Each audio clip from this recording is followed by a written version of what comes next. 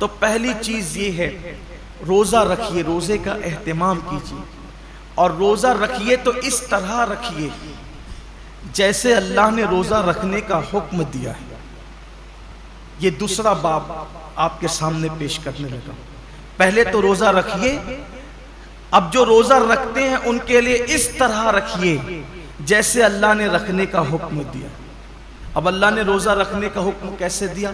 حدیث پاک میں آتا ہے کہ اللہ کے رسول صلی اللہ علیہ وآلہ وسلم فرماتے ہیں کہ بعض روزے دار ایسے ہوتے ہیں جن کو روزے میں بھوک اور پیاس کے سوا کچھ نصیب نہیں ہوتا، یعنی صرف وہ بھوکے اور پیاسے رہتے ہیں، بس ان کو کچھ ملنا نہیں ہے۔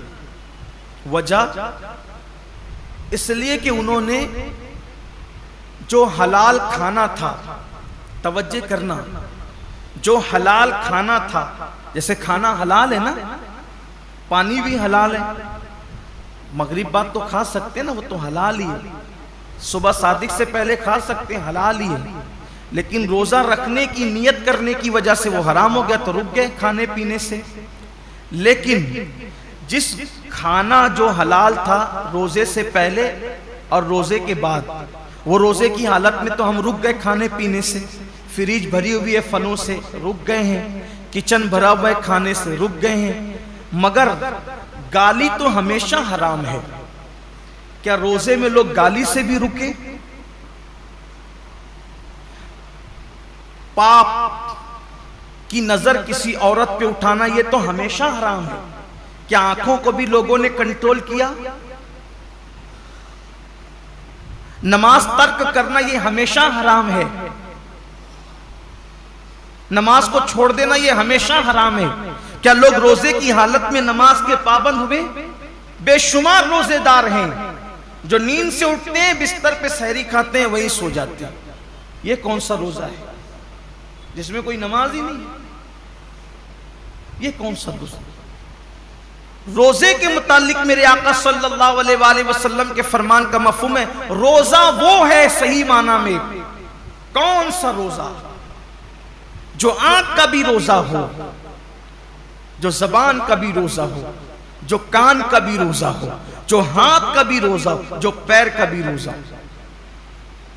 آنکھ کا روزہ یہ ہے کہ جن چیزوں کو اللہ نے حرام کر دیا روزے کی حالت میں انہیں نہ دیکھو۔ یہاں تو روزے میں لوگ گیم کھیلتے بیٹھے ہوئے، دیکھ لیجئے ٹائم پاس کر رہے ہیں۔ کیوں بھائی گیم کھیلتے ہو، تسبیح کیوں نہیں پڑھ سکتے؟ یہ تو مہینہ تسبیح اور تلاوت کا ہے، درود شریف کا ہے۔ اچھا یہ تو گیم کھیلنے، اس میں کوئی تصویر تو نہیں ہے، یہ حرام تو نہیں ہے۔ اسلام میں وقت ضائع کرنا ہی حرام ہے، تضییع اوقات حرام ہے اسلام کے اندر۔ گیم کھیلنا موبائل پر یہ حرام ہے۔ حالت روزہ میں یہ کون سا حرام کام لوگ لے کے بیٹھ گئے؟ بچے گیم کھیل رہے ہیں، جوان گیم کھیل رہے ہیں، عورتیں گیم کھیل رہی ہیں، لگے ہوئے سب موبائل پر۔ تو روزہ رکھا تو کیا معاذ اللہ ہم نے احسان کیا کہ آپ گیم کھیلنے بیٹھ گئے؟ یہ روزہ تو نہیں ہو سکتا۔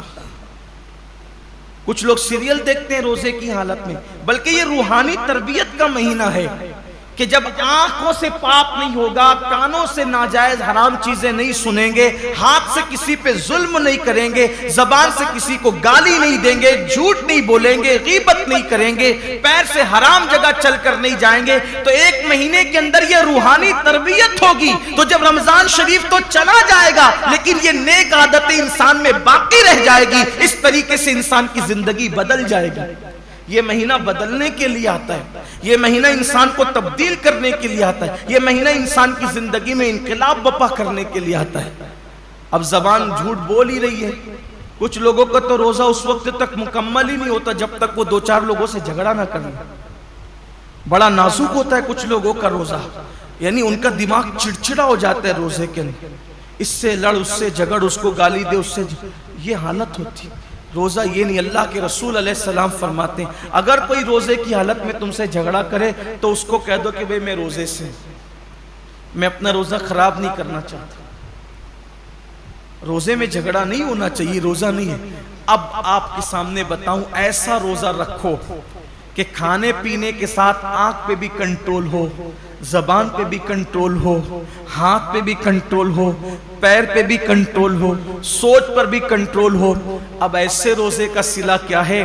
تو اللہ خود فرماتا ہے روزہ میرے لیے ہے اور میں ہی اس کی جزا ہوں۔